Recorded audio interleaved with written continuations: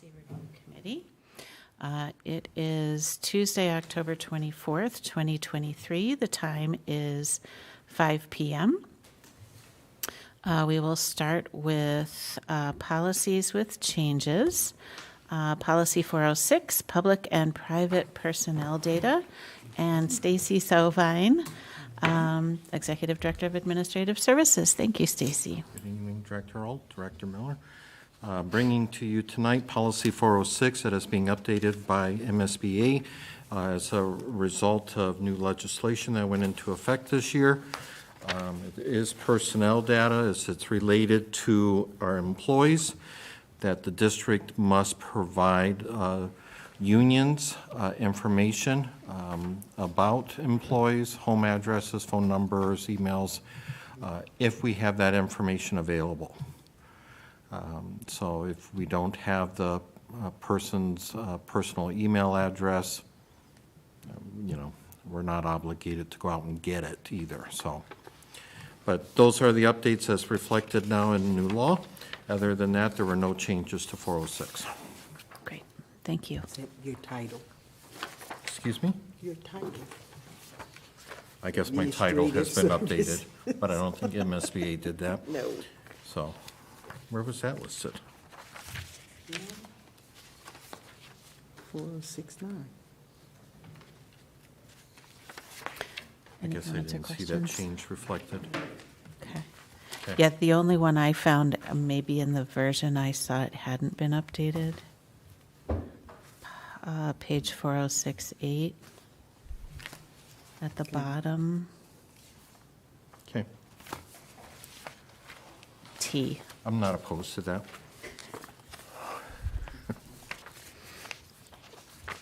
Other than that, we'll make that a first reading. Perfect. Next, we will go to, thank you, Stacy. Next, graduation requirements, policy 613 with Amina Aftadal. Again. So policy 613 is updated based on the new legislation. So we have updated definitions. So those letters shift out as they put the new definitions in there. But the big changes are in section 4, which are the credit requirements.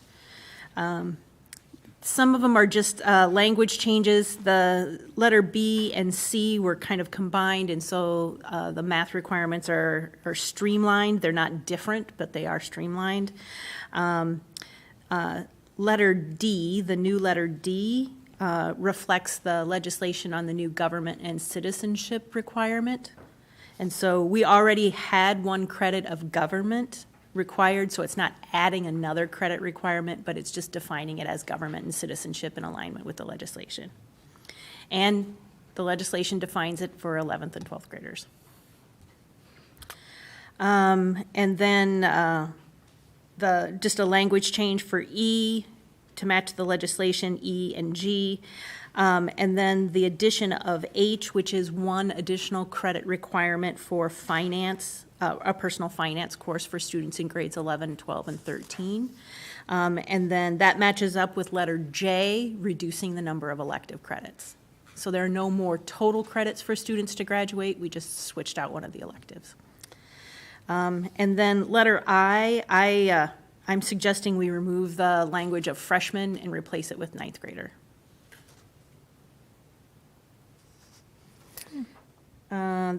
So those are the ones that truly impact our students.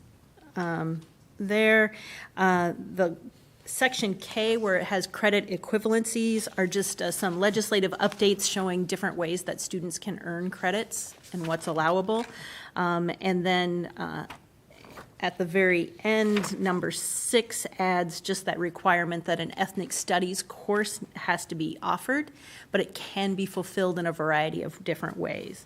Social studies, language arts, math, or science could meet those based on what the ethnic studies standards would be. So it's not an additional requirement, but it is an additional requirement on the part of the school district to ensure that that course is being offered.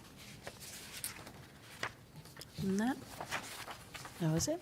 All right. all the changes. Questions or comments? Well, I'm curious about this credit for personal finance. On the offset, I mean, out of the gate, it sounds like a positive thing. I'm just trying to understand a little bit.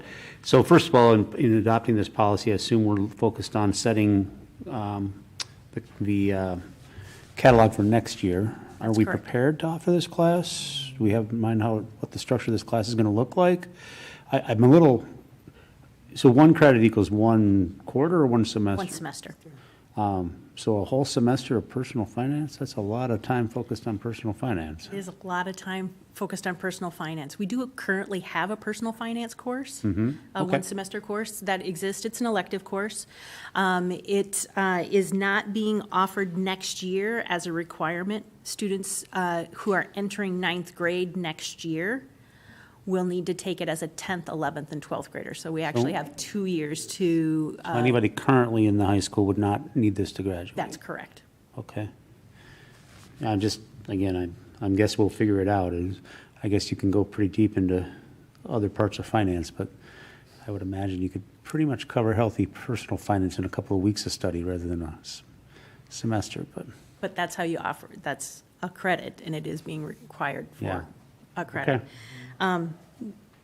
So it does fit in our, kind of our new course proposal and development cycle, which is a 2-year cycle, where we would propose it this year as a new course, and then we would look at what standards are being provided for us in terms of what's required within that personal finance course, and we don't have those standards yet. So our personal finance course exists as it is right now. That may not be the course, because we don't have any guidance yet from MDE. And is there clear state-defined definitions of what personal finance?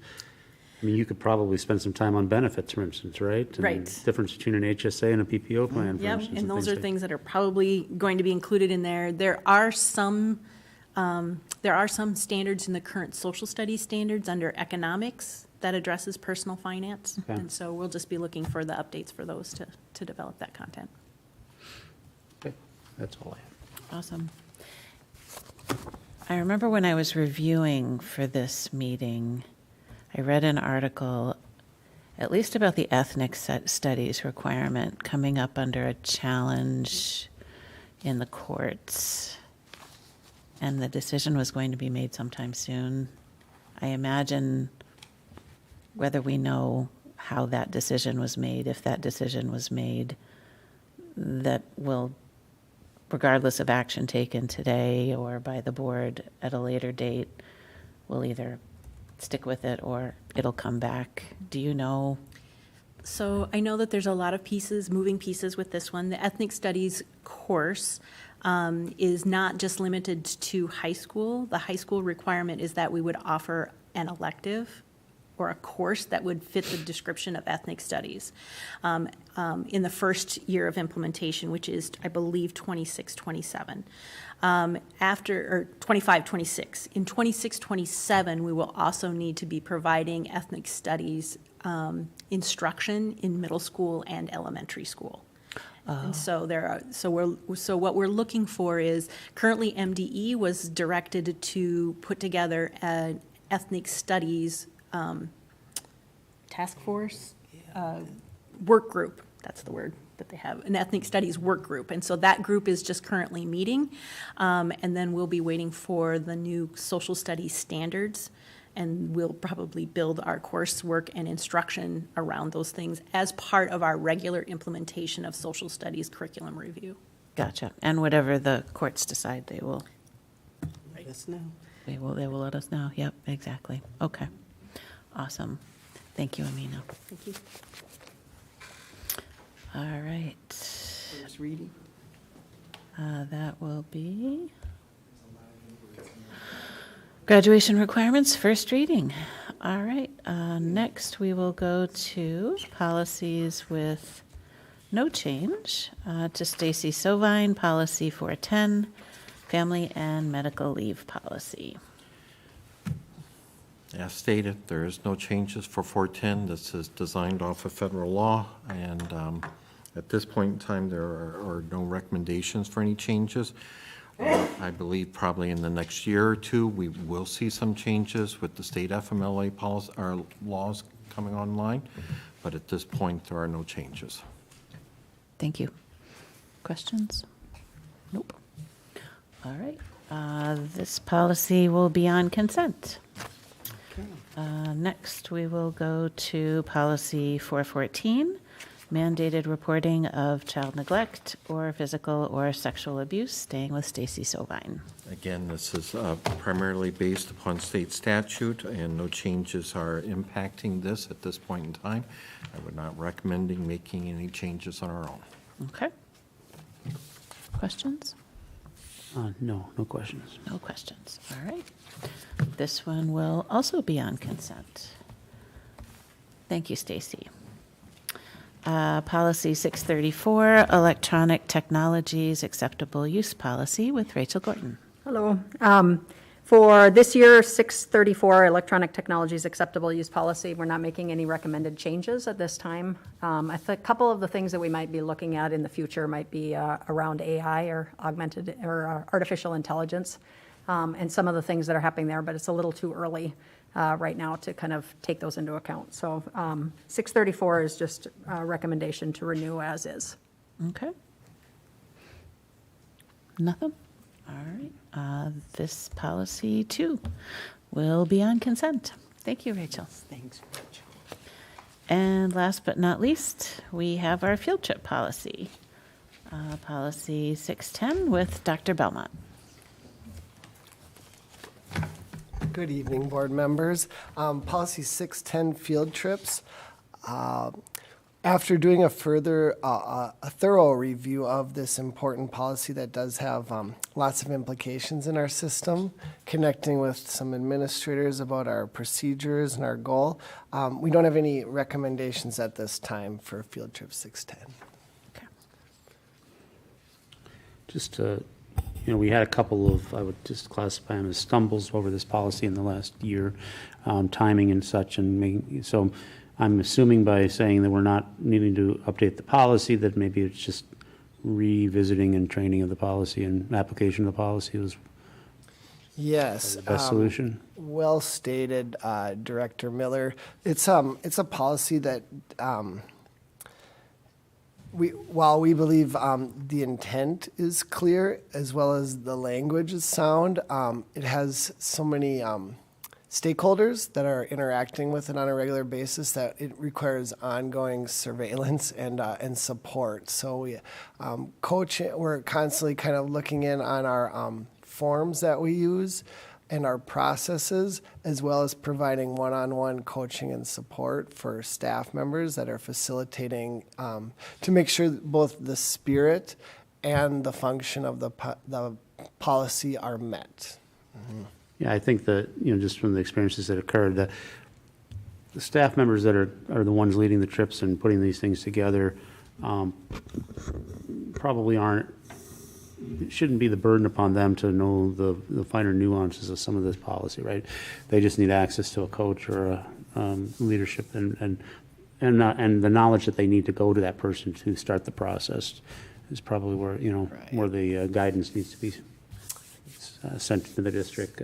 So Appreciate that direction. It's exactly what we're trying to do, create clear processes as well as more collaborative spaces that are both focused and supported for the staff members involved.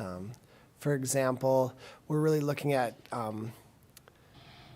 considering not necessarily a formal RFP, but really focusing in on one vendor for our international trips. So there's different entities that predictably apply for those international field trips on a regular basis. So we're bringing a group of stakeholders together to examine ways that we can be more of a collaborative team, and which could include working with one specific vendor that we can ensure are going to meet the policy intent and function. okay. Which actually was, so Dr. Belmont and I had talked about this, and thank you for sharing the documents that you did, some of the administrative procedures that administrators use in following policy and coaching. And you know, the one thing I was wondering is, you know, for the not so much for the administrators, but more for the cost of families, does it make sense to have an RFP process or some sort of vetting process that's formalized in policy so that, you know that as a district, we're getting the best, the most efficiencies and the, you know, whatever is involved in that vetting process, that the vendors that we're working with are meeting the standards and are aligned with us as a district. That sounds good, and I can check in with Director Sovine and our accounting team too, as we're kind of pulling that design team together to see what would make the most sense, so that direction's appreciated. Yeah. Because I think in other areas, you know, as you and I had discussed, it's, you know, this is a vendor and certainly one that is taking many of our students beyond our borders, and, you know, we're trusting them, right? And families are paying. I think the other thing too that I did notice,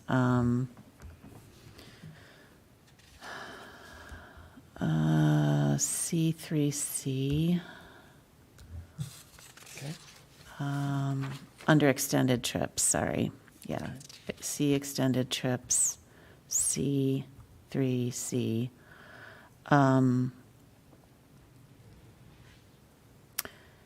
That superintendent reviews the request and, if appropriate, forwards the request to the Board of Education. It seems like the request also includes the cost. Is that your recollection?